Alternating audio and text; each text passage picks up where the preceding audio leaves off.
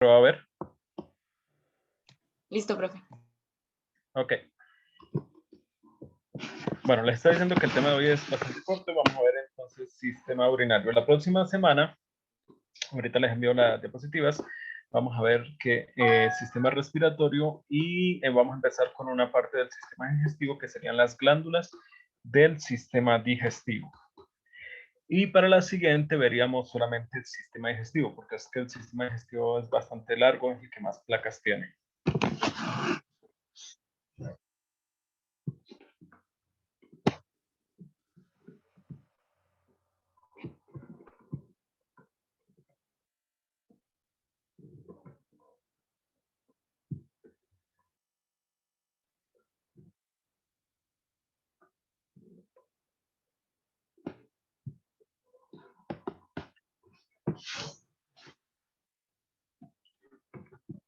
Entonces, el sistema urinario este está constituido por lo que son los dos riñones, los dos uréteres, una vejiga urinaria y una uretra.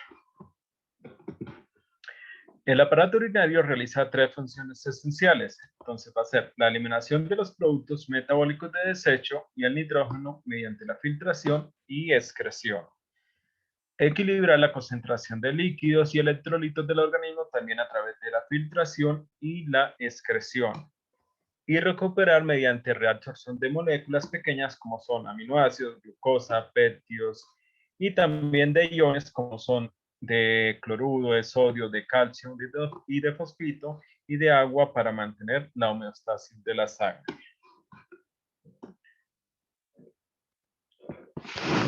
Los riñones son órganos en forma de habichuelas rojizos grandes. El riñón está revestido por una cápsula delgada. Esta, entonces lo que vamos a ver en su parte más externa, es lo que va a revestir al riñón, se le llama así cápsula, porque este es un órgano que no es hueco. ¿Sí? Si fuera un órgano hueco, esto se le llamaría adventicia o vaina, dependiendo del órgano que estemos viendo. En este caso, a estos órganos que no tienen como huecos grandes o una cavidad dentro, a este revestimiento externo se le llama cápsula. Esta cápsula está adherida de forma laxa y consiste en tejido conectivo denso y regular, colagenoso con fibras elásticas y tiene algunas fibras de músculo liso ocasionales. También, aunque no está ahí, un revestimiento epitelial de epitelio simple plano, que sería su parte final de esa cápsula, ¿cierto? Que es lo que eh, hace el revestimiento de esta cápsula en su parte superior. El riñón entonces regula la tensión arterial produciendo la enzima renina. La renina inicia la conversión del angiotensinógeno, que es una proteína plasmática producida en el hígado, en su componente activo, que es la angiotensina 2. El riñón es un órgano endocrino, produce eritropoyetina, la cual es un estimulante de la producción de eritrocitos en la médula. También activa el 1,25 dihidroxicolecalciferol, que es un derivado de la vitamina D implicada en el control del metabolismo del calcio.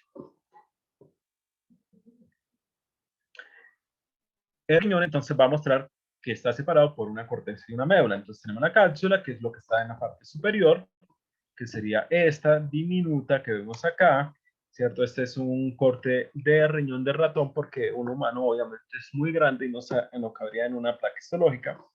Eso es un corte de riñón de ratón que lo encontré en un libro. Acá podemos ver lo que es la cápsula, que es esta telita delgadita. Mira, acá medio se alcanza a ver, ¿sí? Tenemos lo que es la corteza, que es toda la zona roja, y la médula, que es toda la zona pálida más esta zona, que ya les voy a mostrar qué es. Acá es un acercamiento, mire, la cápsula, supremamente delgada, por eso es que en menor aumento no se logra apreciar.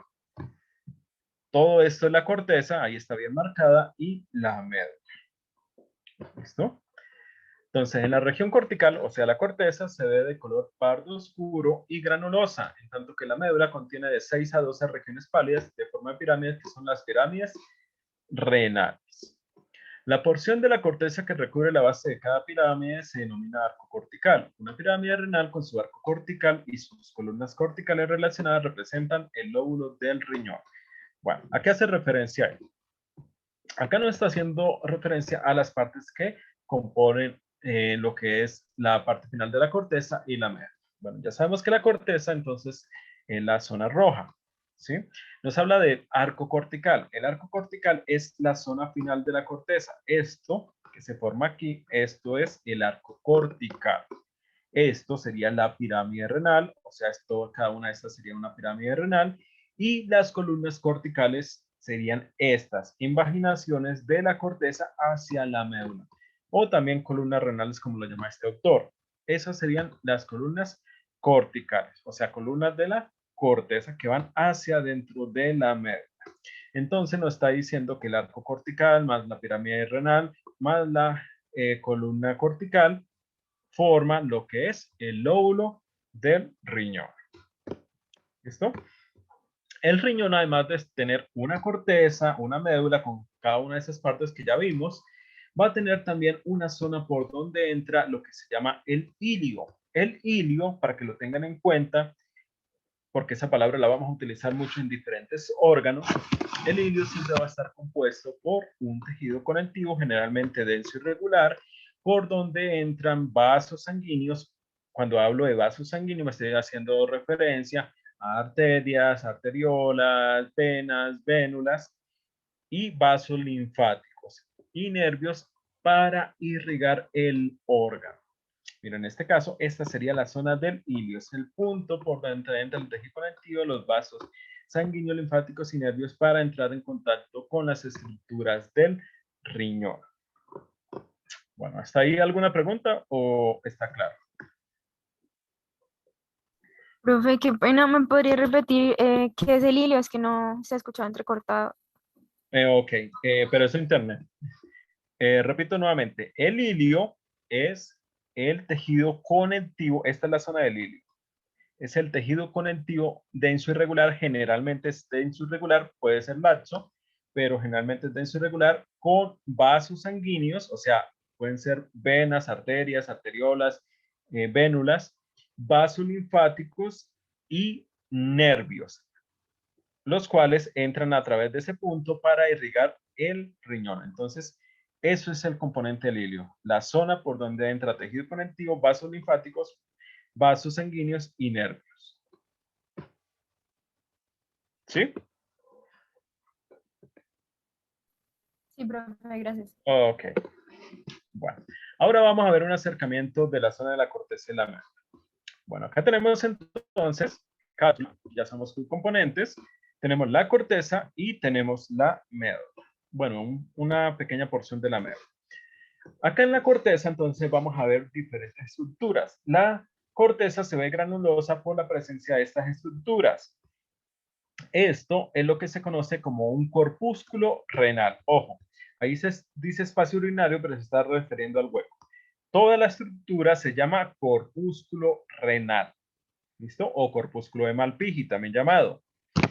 Ese corpúsculo renal está compuesto por esta capita delgadita, mire esta línea delgadita con epitelio simple plano que se llama la cápsula de Bowman. Acá no se alcanza a ver, pero este epitelio cúbico hace parte de un conducto. Esto no hace parte de la cápsula de Bowman.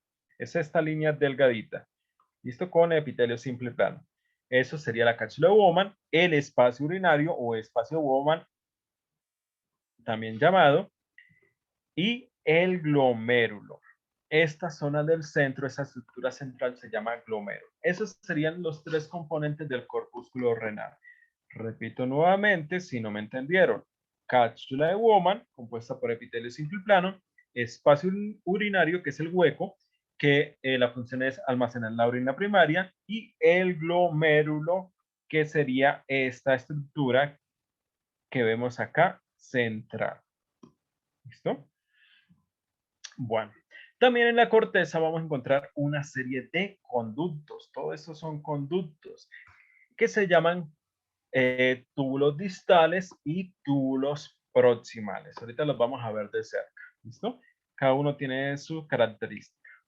Bueno, acá tenemos la zona de la médula. En la zona de la médula vamos a ver lo que son los túbulos colectores. También los vamos a ver ahorita. Y las asas de Henle. Esta zona que vemos acá es lo que representa el arco cortical. Observen, se me olvidó nombrar algo. observe que esto es médula, pero acá entra algo de la médula hacia la corteza. Eso se llaman rayos medulares. Pero cuando entra la corteza hacia la médula se le llaman columnas corticales o columnas renales. ¿Sí ve? Bueno, entonces las prolongaciones de la médula hacia la corteza, estas se llaman rayos corticales. Pero las prolongaciones de la médula, de la corteza, perdón, hacia la médula se le llaman las columnas renales o columnas corticales. Perdón.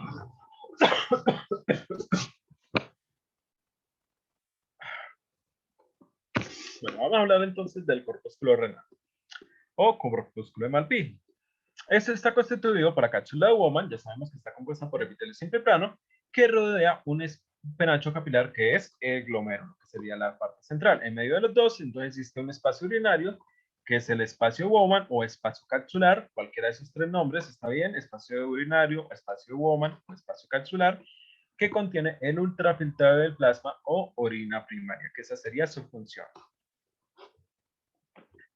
El glomérulo, entonces, que es la estructura central del corpúsculo renal, es la unidad anatómica funcional del riñón donde radica la función de aclaramiento y filtración del plasma sanguíneo.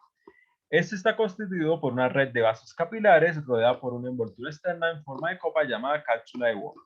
Acá nos hace el autor la referencia a esto, pero no solo los vasos sanguíneos o vasos capilares, como lo llaman acá, va a tener ese glomérulo. También hay otras estructuras como los mesangios, que son muy importantes, y los podocitos.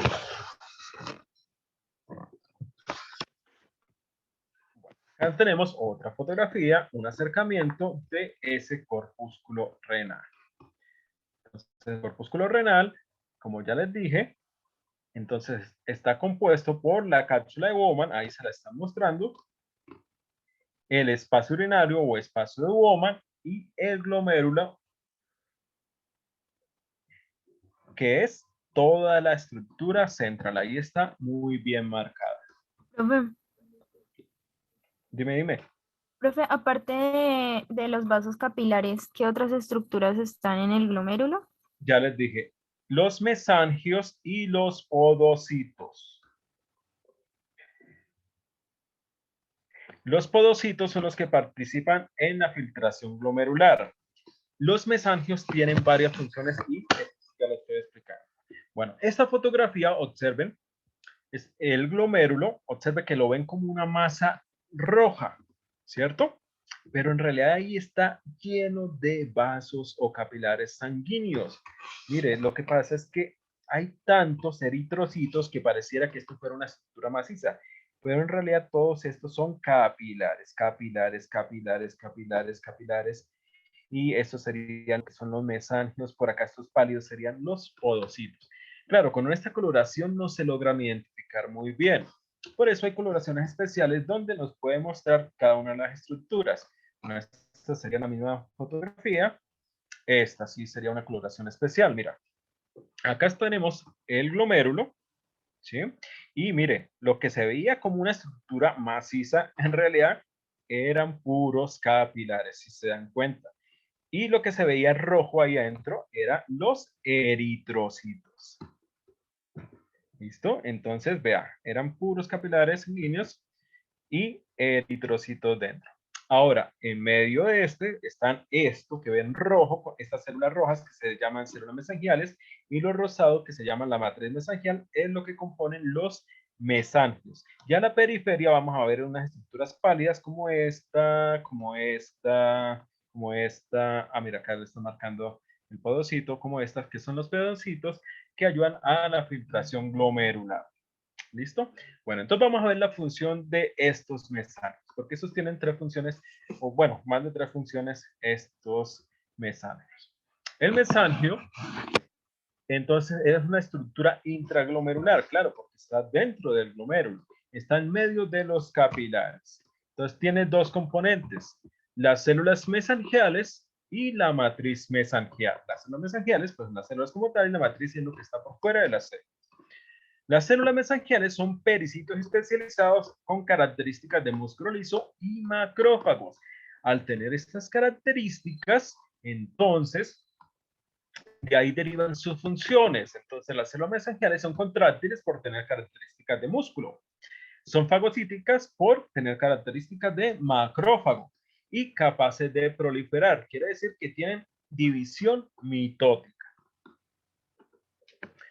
Bueno, estas, además de hacer estas funciones, de ser contráctiles, fagocíticas y capaces de dividirse o formar nuevas células, sintetizan también la matriz de colágeno y secretan sustancias con actividad biológica como son las prostaglandinas y las endotelinas.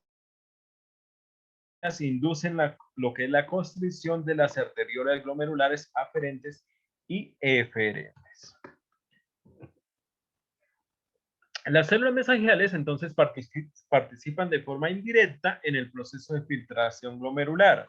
Estas aportan un soporte mecánico a los capilares glomerulares, controlan el recambio del material de la lámina basal glomerular mediante su actividad fagocítica, regulan el flujo de sangre por su actividad contráctil, secretan prostaglandinas y endotelinas y responden ante la angiotensina 2.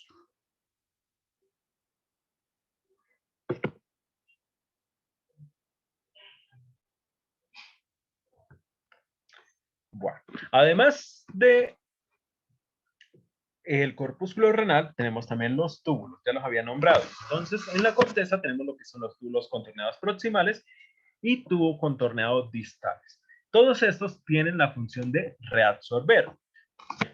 Acá en este caso el autor dice que el tubo contorneado proximal, es el componente de reabsorción. Sí, lo dice de esa forma porque es el que reabsorben en mayor porcentaje, pero en realidad todos reabsorben, tanto el contorneado distal como el túbulo colector, como las asas de Henle, todas estas van a reabsorber. Bueno, en el tubo contorneado proximal, que a nivel histológico... apaga el audio. Gracias. En el tubo contorneado proximal, que a nivel histológico, este es el que se va a ver más rojo. Entonces, lo que hace es el ultrafiltrado del plasma del espacio urinariano se transporta por mecanismos antiguos y pasivos al tubo contorneado proximal.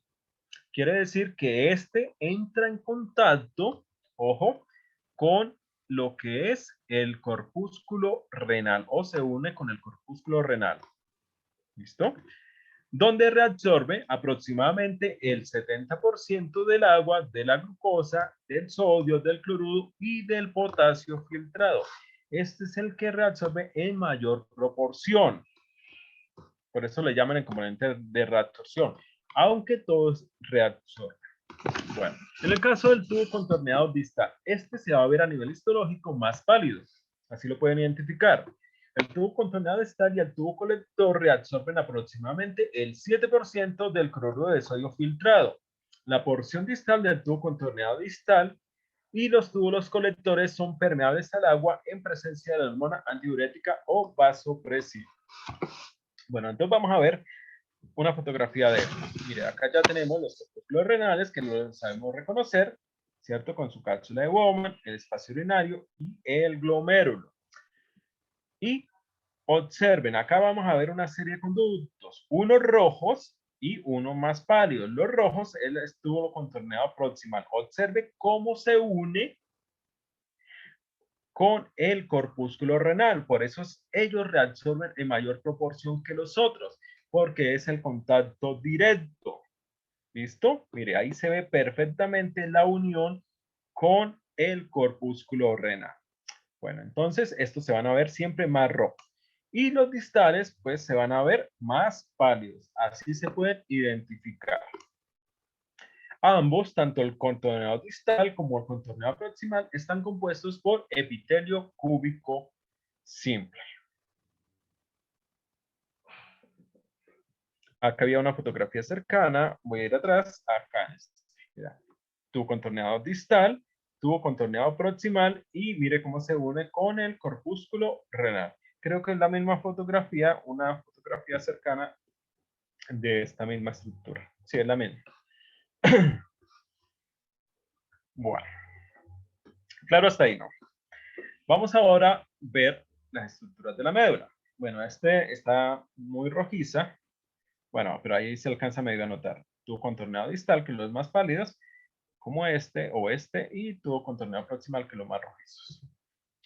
Túbulo colector. El túbulo colector, entonces llamado también conducto colector, se reviste también de un epitelio cúbico simple, igual que los anteriores, pero este se divide en dos tipos de células. Las células principales van a tener un cilio apical, un cilio primario, y reabsorben sodio y agua y secretan a través de una bomba de ATP de sodio y de potasio.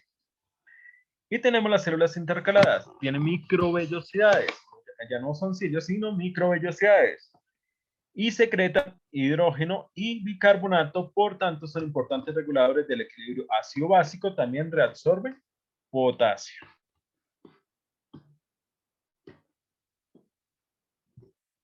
Bueno, en este caso, estos serían túbulos colectores. Los túbulos colectores son pálidos, muy parecidos a los túbulos distales, pero ojo, estos se van a encontrar en la médula, pero ojo también que no es 100% verdadero lo que acabé de afirmar. ¿Por qué?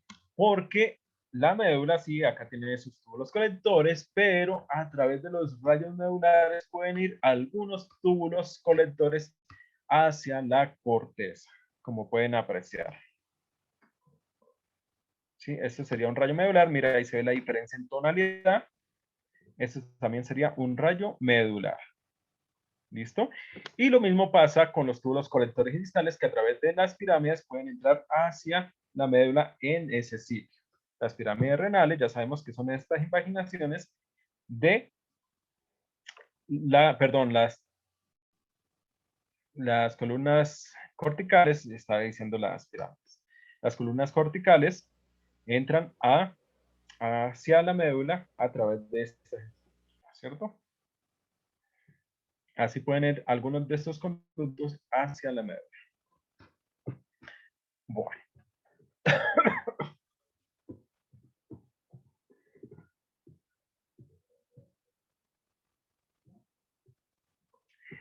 Acá tenemos otra fotografía. Miren los túbulos colectores, que son estos, túbulos colectores, este también. Y en medio de los túbulos colectores en la médula también vamos a encontrar estas otras estructuras, estas delgaditas, mira. Esas son las famosas asas de Henle. Las asas de Henle, bueno, estas están cortadas longitudinal, pero si se hace un corte transversal se ven de otra forma, como las vamos a ver acá. Entonces, la asa de Henle reabsorbe aproximadamente un 15% del agua filtrada, un 25% del cloruro de sodio, de potasio, de calcio y de bicarbonato filtrado. El asa de Henle comprende una rama descendente y otra rama ascendente. Cada rama se forma por un segmento grueso y por un segmento fino. Quiere decir que estas asas de Henle se dividen en dos. Las del segmento grueso serían estas, se les llaman así porque precisamente sus paredes son más gruesas, mire, más anchas. Y el cemento fino, pues sus paredes son supremamente delgadas. Observe una característica muy importante de las asas de Henle cemento fino es que sus núcleos parece que estuvieran saliendo de las paredes, ¿cierto? No abarca la pared todo el tamaño de la célula que ves ahí. Muy característico, ¿ve? Cemento grueso, cemento fino. Ojo, esto no se parece en nada a un conducto.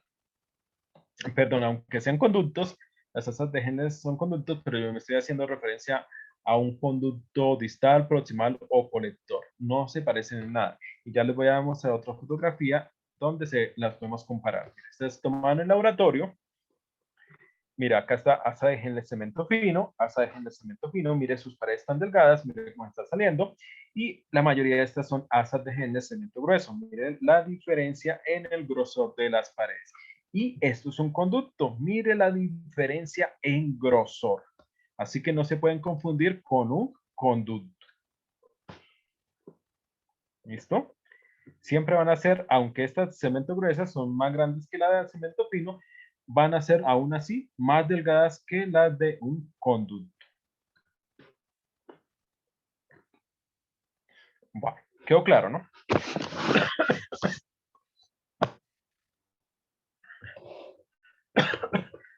Bueno, ahí terminamos lo más largo, que era el riñón. Vamos a ver las otras estructuras que hacen parte del sistema urinario. Tenemos la vejiga. La vejiga, entonces las paredes de la vejiga y el urete muestran pliegues o rugosidades. Cuando la vejiga se va llenando de orina, las rugosidades se aplanan y el volumen de la vejiga aumenta con mínimas elevaciones de presión. Quiere decir que esos pliegues le permiten a la vejiga expandirse sin que sufra tanta presión en este órgano. Bueno, Profe, lo que son, dime, pregunta. profe, ¿el asa de Henle también está compuesto por epitelio cúbico simple? No especifican, pero pareciera que sí es una, sí, sí, es una estructura, eso debe ser epitelio cúbico, ¿sí? Profe, todos Esta, estos, el asa de Henle cemento fino, no estoy seguro, pero no especifican. Podría ser un epitelio simple plano o un cúbico, pero es que es raro. Esta del cemento fino no sabría especificar, no sabría afirmarle. Dime. profe, todos estos tubos están ubicados en la médula, ¿verdad? En la médula del riñón. Sí, pero ya les expliqué anteriormente que aunque estén en la médula, la mayoría a través de los rayos medulares pueden entrar a la corteza. Voy atrás. Mire, esta es la médula, ¿sí? Acá viene la corteza, ahí se ve. Y esto es médula. Pero resulta y pasa que algunas prolongaciones de la médula, lástima que colocaron este cuadro acá, se adentran a la corteza, ¿sí ve? Que esto es igualito a la corteza. Esto se llama un rayo medular, que entra conductos de la corteza hacia la médula. Y lo mismo pasa con la corteza. A través de las pirámides corticales entran algunos conductos de la corteza hacia la médula, a través de las columnas corticales. Es más, acá donde termina el límite, donde empieza la médula, mire que sea algunos túbulos, mire acá se alcanzan a ver algunos túbulos proximales, entrando un poquito al inicio hacia la médula. Entonces, sí es cierto que las asas de Henle están en su mayoría en corteza, perdón, en médula, pero pueden llegar algunas hasta la corteza, ¿sí? Y lo mismo pasa acá. Es cierto que la mayoría de túbulos colectores y distales, proximales y distales están en la corteza, pero pueden llegar algunos al inicio hasta la médula. Nunca he visto, eso sí, nunca he visto corpúsculos renales en la médula.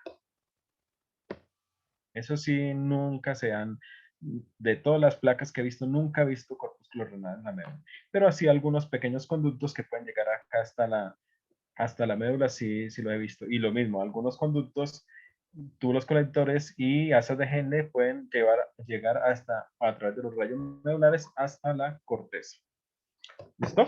Quedó claro, ¿no? Sí, profe.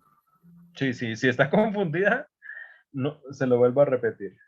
Pues, profe, a ver, le puedo decir lo que entendí. Sí, sí, sí, Eh, claro. pues los tóbulos contorneados proximal y distal, su gran mayoría están en la corteza, Ajá, pero, pero pues a través de las columnas corticales pueden llegar hacia la médula. Y, exactamente. ajá, y Y pasa el caso contrario con los asas de Henle, que su gran mayoría están en la asas médula. Henle y túbulos colectores. Ah, ok, Asas y Henle y túbulos túbulos colectores. que Ajá, pueden llegar hasta la corteza por el rayo medular, por los exacto. rayos. Eso es exactamente tal cual.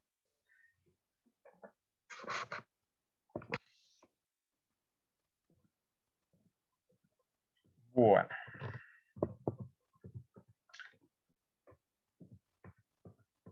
pasemos entonces a la vejiga. Esto sí es fácil. Esto no tiene. La vejiga, entonces, ya les dije que tiene pliegues o rugosidades y esos pliegues le permiten que no haya tanta presión en la vejiga porque al ser plegada, cuando se llena, estas se van a expandir y así evitan que haya aumento de la presión en la vejiga. Bueno, claro que va a llegar el punto en que tú no vas a aguantar más el almacenamiento de la orina, entonces que tienes que ir a, obviamente, a orinar para volverla a vaciar, ¿sí? Pero eso es un método que tiene este órgano para evitar el aumento de presión en este órgano. Bueno, tenemos acá entonces una fotografía muy cercana de la parte epitelial de la vejiga. Mire, entonces el epitelio ya sabemos que es un epitelio estratificado de transición o urotelio. Ya lo conocemos, que su citoplasma es alargadito, pero sus núcleos son redondeados o en forma de huevito, muy característico, y al final vemos las placas. Estas van a tener al principio tejido conectivo laxo y posteriormente pasa a tejido conectivo denso irregular. Bueno, acá nos va a hablar de la vejiga. Entonces es un órgano que almacena orina hasta que la presión es suficiente para inducir la urgencia para orinar. La mucosa de la vejiga está compuesta por células epitelial transicional, o sea, epitelio estratificado de transición, que es lo mismo, o urotelio. La lámina propia de la vejiga puede subdividirse en dos capas, una más superficial de tejido conectivo denso irregular, colagenoso, y una profunda más laxa de tejido conectivo compuesta por una combinación de fibras de colágeno y elástico.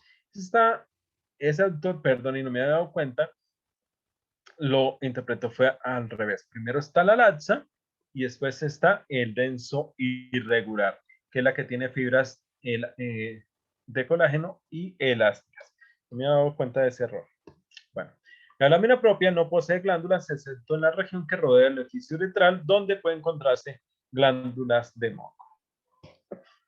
Bueno, acá tenemos entonces una fotografía del libro donde nos está mostrando los pliegues. Mire, estos son los famosos pliegues de la vejiga. Así va a estar todo el órgano. Y cuando esto se llena, entonces lo que hace es volverse recto para así evitar la presión en el órgano. Bueno, el revestimiento acá en la orillita sería el epitelio estratificado de transición. Posteriormente iría laxo, porque ese es un tejido de protección. Ahí donde almacena macrófagos, algunas glóbulos blancos para proteger, ¿cierto? Si hay rompimiento del epitelio. Y posteriormente estaría el tejido conectivo denso regular fibroelástico y de colágeno. Fibras de colágeno y elásticas. Y todos esos tres componentes comprenderían lo que es la mucosa de este órgano. Tenemos la parte muscular, que sería esta. Está compuesta por músculo liso y ese músculo liso, observen que está en fascículos musculares, o sea, no es una masa completa de músculo, sino está en muchos fascículos musculares. Y tiene tres capas, una longitudinal interna, una circular media y otra longitudinal externa. Desafortunadamente, en esta fotografía de este libro no se logra diferenciar muy bien. Por acá vemos longitudinal, por acá vemos, circular, y por acá vemos longitudinal, pero no se logra ver cómo nos lo están explicando acá. Pero no se preocupen, en la siguiente fotografía que yo tomé sí se logra ver. Y por último tenemos acá la adventicia. ¿Listo? La adventicia, observe que acá no se llama cápsula, sino adventicia. Es para órganos huecos, como estómago, como esófago, como intestino delgado, intestino grueso. Su parte externa, lo que reviste en la parte externa, eso se le llama adventicia. Está compuesta por tejido conectivo denso y regular, vascularizado. Ahí hay vasos sanguíneos, vasos linfáticos, nervios, y va a tener también un epitelio simple plano al final. ¿Listo? Bueno, entonces mucosa, muscular y adventicia, esta parte fina. Algunos autores también la llaman serosa, esta adventicia. Ya tenemos otra fotografía de vejiga, está tomada por mí en el laboratorio. Mira, acá tenemos los pliegues, por eso sale el círculo del ocular, porque como es tan grande, me tocó de esta forma para que saliera completa. Mira, ahí está el pliegue, ahí se ve perfectamente. Acá estaría el tejido conectivo laxo, por ahora no lo ven porque está muy lejano, ¿sí? Y posteriormente el denso irregular, mire, con vascularización. Lo que me interesaba de esta fotografía es las capas musculares que en la anterior no se veía, mire. Esta es la longitudinal interna, que está cortada transversalmente, por eso se ve así.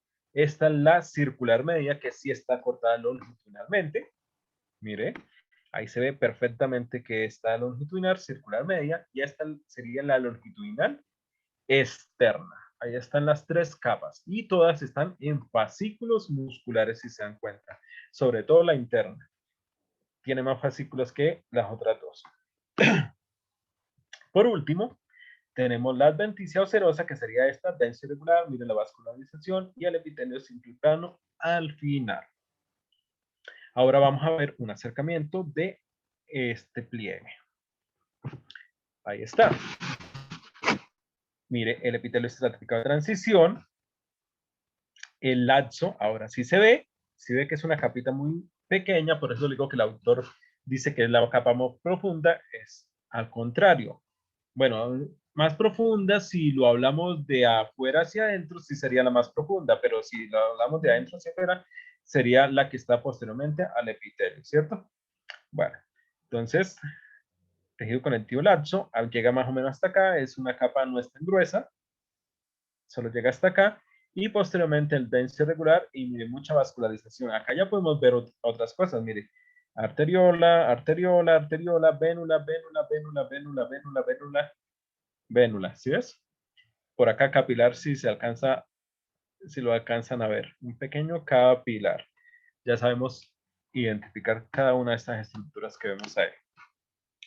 Bueno, eso sería entonces la vejiga, muy sencilla. Tenemos el uréter. El uréter, bueno, tiene prácticamente los mismos tejidos que la vejiga, pero este es un órgano pequeño, es un conducto pequeño. La mucosa del uréter presenta varios pliegues, igual que la vejiga, que se proyectan a la luz cuando el uréter está vacío, pero no existen cuando está distendido. El recubrimiento epitelial transicional de 3 a 5 capas celulares de grosor recubre una capa de tejido denso irregular fibroelástico que constituye la lámina propia. Bueno, ¿qué nos está diciendo acá? Bueno, esta es una primera fotografía en el cual es la porción intramural del uréter, o sea, pegada al otro órgano. ¿Sí? Por eso se ve de esta forma. Pero la siguiente ya es el conducto como tal. Mire que ya no está pegado, ¿cierto? Entonces acá podemos ver cómo está formado este uréter. Entonces, a estos son los pliegues. Cuando pasa la orina a través, pues esto lo que hace es expandirse y se vuelve en recto para darle más amplitud. El epitelio es el epitelio estratificado de transición, ya lo conocemos, o urotelio.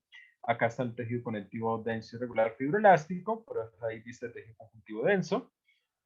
Y esta sería la parte muscular. A diferencia de la capa muscular, a diferencia de la vejiga, acá solamente vamos a ver dos capitas, una longitudinal y una circular, ¿sí? Entonces va a tener una circular interna y una longitudinal externa. De esa forma es que va a estar el músculo acá. Mire, está ahí la circular y medio se alcanza a ver la longitudinal acá. ¿Listo? Y por último tenemos la adventicia. Desafortunadamente, en este corte histológico se destruyó. La adventicia generalmente a veces se dañan en los cortes porque es muy delicada en la parte final. Por lo que es tejido conectivo denso regular, vaso sanguíneo, a veces hay grasa, como pueden observar, y el epitelio es simple plano. Bueno, esta es otra fotografía, esta es tomada en el laboratorio, esta no es del libro. Mire, ahí está, el epitelio estratificado de transición. Ese está menos plegado, ahí las células están relajadas, ahí está lo que es la lámina propia del denso irregular fibroelástico, aunque parece un poquito laxo, y tenemos la parte muscular, mire, si ven la fibra está alargada, esta sería la circular, y acá medio se alcanza a ver la parte que está transversal, que viene la fibra longitudinalmente. Ahí está, circular y longitudinal. Y por último tenemos entonces lo que corresponde a la adventicia. Acá sí se alcanza a ver, aunque se separó acá, aunque se dañó, ahí se alcanza a ver denso irregular, mucho vaso sanguíneo linfático y el epitelio simple plano al final. Uréter. Y este es un acercamiento de este. Miren esta zona donde hicieron el recuadro. Ahí está, el epitelio estratificado de transición, este está distendido, miren, tiene los núcleos achatados, el denso irregular fibroelástico, sí hay un poquito de laxo, aunque no lo dicen en el texto, un poquito, y esto es el denso irregular fibroelástico, y posteriormente está la parte muscular. Bueno, y terminamos entonces, dime, pregunta, tranquilo, pregunta. tejido conjuntivo denso y regular hay fibroelástico y también... Fibroelástico. Quiere decir que tiene fibras de colágeno, pero a la vez también tiene fibras elásticas. Eso es para darle un poco de flexibilidad al órgano. Y también siempre va a estar con un poco de laxo. Es que casi todos los órganos, es que dependiendo del grosor del laxo, muchos autores lo omiten. ¿Qué quiere decir? Que si es una capa supremamente delgado, muchos autores lo omiten.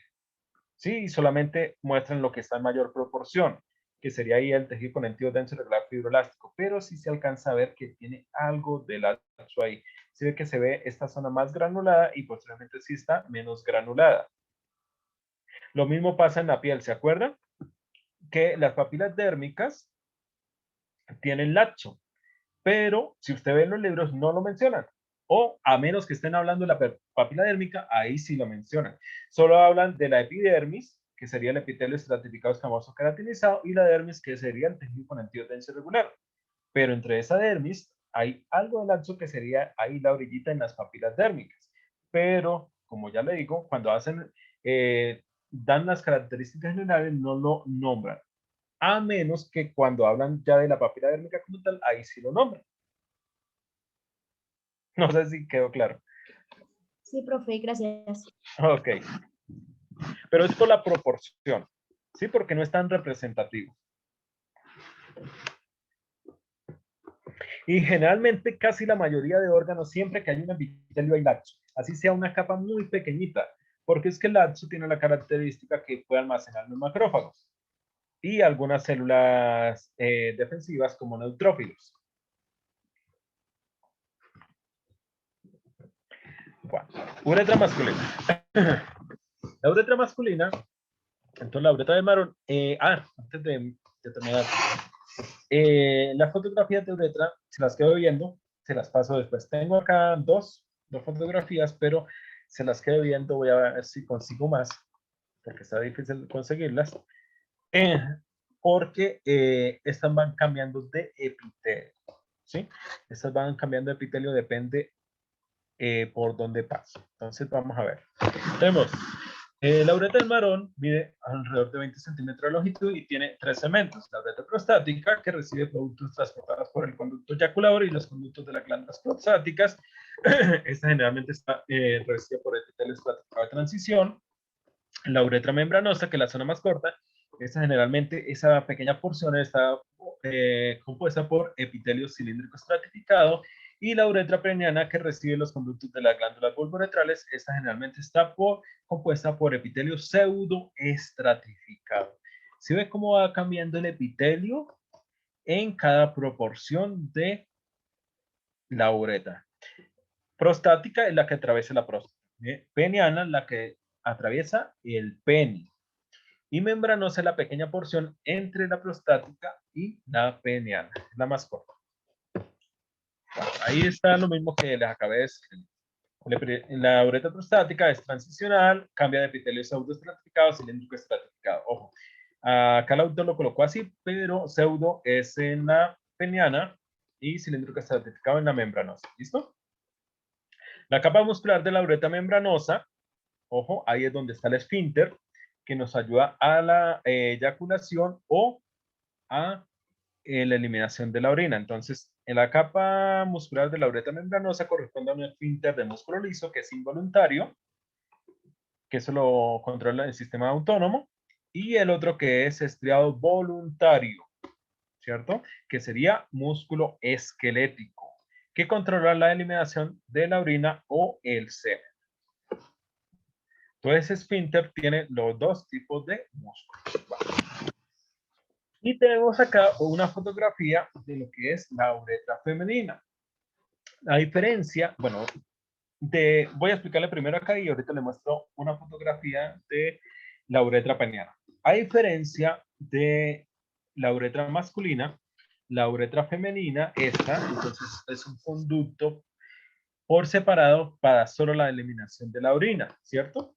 En cambio, la uretra masculina, pues, cumple la doble función, secreción del semen y secreción de la orina. Pero ojo, como es uretra, hace parte del sistema urinario, porque muchos me colocan en los parciales cuando estamos viendo sistema reproductor que la uretra masculina hace parte del sistema reproductor masculino. Sí, cumple la función, se encuentra en el pene, pero hace parte del sistema urinario como tal. Está clasificado ahí.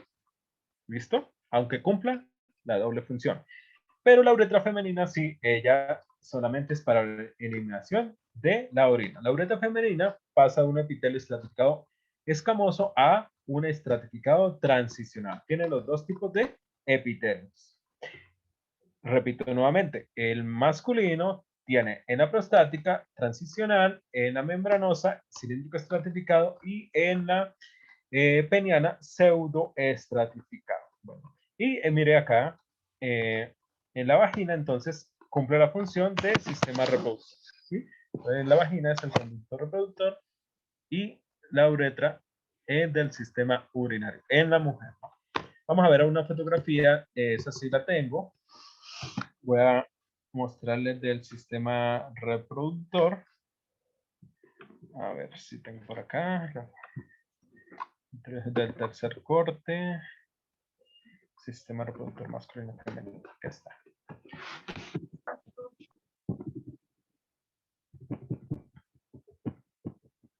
Regálame un segundo.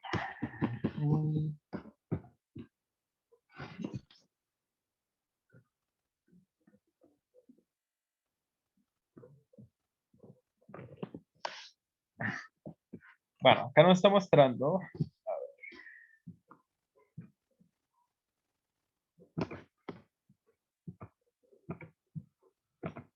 Sistema reproductor.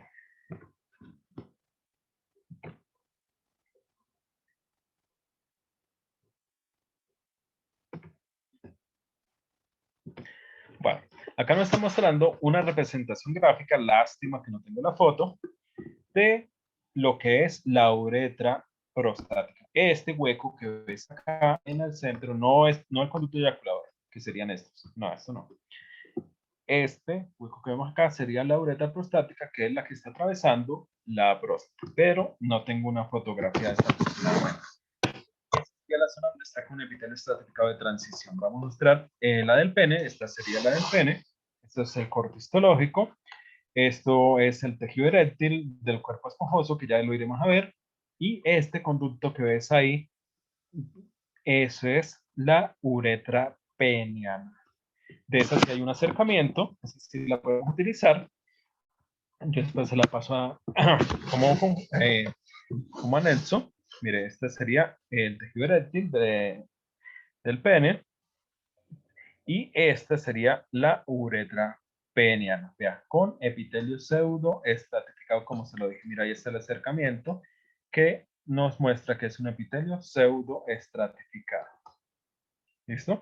Pero lo que le digo, quedan pendientes porque no tengo estas fotografías, solamente esta y la de la vagina. Pero voy a ver si se las consigo de cada una de las regiones. Bueno, eso es todo. Les dije que lo de hoy era muy corto. La próxima semana, entonces, vamos a ver el martes sistema respiratorio y glándulas del sistema digestivo. El miércoles haríamos un repaso de las placas que consiga de uretra y otras placas anexas de lo que vimos hoy y lo que vamos a ver la próxima semana. ¿Listo? Profe, le iba a preguntar si de pronto usted nos podría pasar las diapositivas de lo que vamos a ver la otra semana. Claro, yo ya les envié los de hoy. Si quiere, terminamos y se las envío enseguida. O espérenme unos segundos. Abro WhatsApp web y los envío. Regálame un segundito. Sino que es que quería hacerle unos anexos, pero no, se las envío ya y cualquier cosa, pues posiblemente descargan lo que haga falta. WhatsApp web. Profe, una pregunta, ¿será que usted nos podría pasar la grabación de la semana de la clase pasada? Si yo les envié el link. Ah, bueno. Si no lo tienen, se los vuelvo a enviar. Por mí no hay problema. Sí, porfa, es que no lo veo en el chat. Porque es que se ponen a escribir otras cosas y